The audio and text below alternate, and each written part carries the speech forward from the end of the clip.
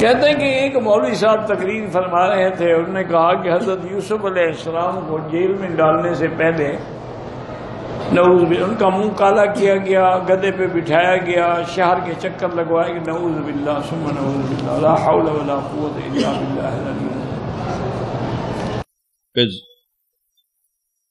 تہمت لگی، زلیخا نے تہمت لگائی، اور پھر جب وہ عورتوں میں بھی بات پھیل گئی کہ مجرم تو یوسف نہیں، مجرم تو زلیخا ہے، تو تھوڑی بدنامی ہونے لگی، تو انہوں نے یوسف علیہ السلام کو گدھے پہ بٹھا کے منہ کالا کر کے پورے شہر میں چکر لگوایا اور پیچھے اعلان کروایا، ھذا جزاء من اراد بسیدہ سوء، جو اپنے آقا سے برائی کرے اس کی یہ جزا ہے۔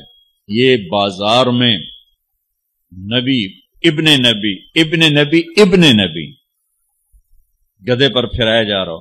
انا للہ و انا، اللہ پاک اپنے انبیاء کو اتنا ذلیل اور رسوا نہیں کرتے۔ انا لننصر رسلنا والذین آمنوا فی الحیات الدنیا ویوم یقوم الاشہاد۔ اللہ فرماتے ہیں ہم اپنے رسولوں کی مدد کرتے ہیں۔ یوسف علیہ السلام کا جیل جانا جو ہے، یاد رکھو، یہ کوئی بطور سزا تو تھا ہی نہیں۔ تمہیں کیوں گدھا پہ بھی بیٹھنا پڑ گیا؟ اس مولوی کو کسی نے بٹھایا ہوگا گدھا پہ، اس نے اپنا غصہ یوسف علیہ السلام پہ نکال دیا۔ بھئی یوسف علیہ السلام کے بارے میں عزیز مصر بھی جانتا تھا کہ وہ بے گناہ ہے۔ یوسف اعرض عنہا، آپ چھوڑیں اس کو۔ بیوی سے کہا کہ واستغفری، تم اپنے گناہ کی توبہ کرو، اس کا تو گناہ ہی نہیں ہے۔ پھر جب عورتوں نے مکر چلایا تو اب یوسف علیہ السلام گھبرا گئے کہ پہلے تو ایک تھی، اب تو کئی میرے پیچھے پڑ گئی ہیں۔ تو انہوں نے خود دعا مانگی تھی کہ رب السجن احب الی مما یدعوننی الیہ، کہ یا اللہ ان کے مکر سے تو مجھے جیل بھیجے ہوئے تھے۔ تو یہ تو ان کی اپنی دعا تھی۔ اور دوسرا یہ ہے کہ عزیز مصر نے اور اس کی بیوی نے بھی یہی مشورہ کیا کہ بات پھیلتی جا رہی ہے، پھیلتی، بہتر ہے کہ ہم یوسف کو جیل میں بھیج دیں۔ وہ تو جانتے تھے کہ یوسف بے گناہ ہے۔ پھر یوسف علیہ السلام جیل میں بھی گئے تو اتنی شان سے رہے کہ جیلر اور سارا عملہ جو تھا نا وہ آپ کا غلام بن گیا۔ وہی دو آدمیوں نے آپ سے خواب کی تعبیریں پوچھی، تو یہ تو ان کی اپنی ایک مانگی۔ اس لیے جب بہت عرصہ گزر گیا، رہائی نہ ملی، تو حضرت یوسف علیہ السلام نے تہجد کے وقت اللہ سے درخواست کیا، اللہ اب تو بہت مدت ہو گئی ہے، میں جیل کی زندگی سے تنگ آ گیا ہوں۔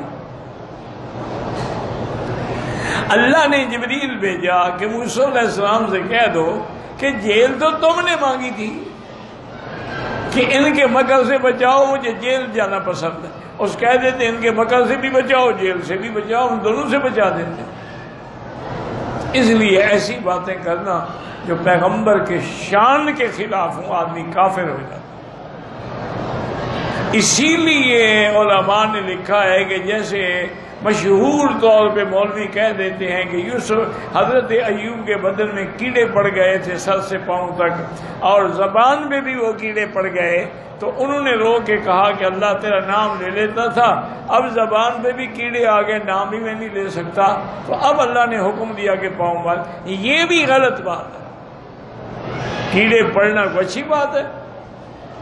جب قرآن نے نہیں کہا، تم نے کہاں سے کیڑے پکڑ لیے ہیں؟ قرآن کہتے ہیں انی مسنی الضر، مجھے تکلیف پہنچی، رب انی مسنی الشیطان بنصب وعذاب، کوئی آپ کو تکلیف ہوئی، لیکن یہ کہنا کہ وہ کیڑے پڑ گئے تھے غلط بات۔ اسی لیے علماء نے لکھا ہے کہ حضرت یعقوب کو بھی اندھا نہ کہو، اندھا کہنا عیب ہے،